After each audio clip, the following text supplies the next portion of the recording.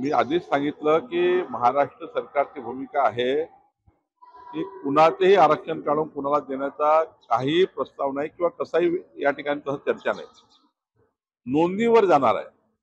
जसं शिंदे समितीने नोंदी शोधल्या, त्या नोंदी जर असेल तरच त्या ठिकाणी सर्टिफिकेट मिळेल. असं कसे कोणी जिल्हाधिकारी, तहसीलदार किंवा कुठले डेप्युटी कलेक्टर बिना नोंदीने सर्टिफिकेट देणार आहे? विदाऊट नोंदी जेव्हा एखादा तहसीलदार साईन करेल किंवा कलेक्टर किंवा डेप्युटी कलेक्टरच्या अधिकारात असेल, त्या अधिकाऱ्यांनी कुठल्याही व्यक्तीनी सही करताना नियमाप्रमाणे सही करेल. सरसकट कुठेही सही करता येत नाही, कारण शेवटी कास्ट सर्टिफिकेट आहे.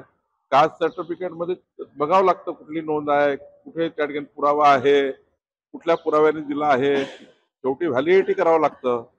तर त्यामुळे कुठलंही कास्ट सर्टिफिकेट केव्हाही चॅलेंज होऊ शकतं.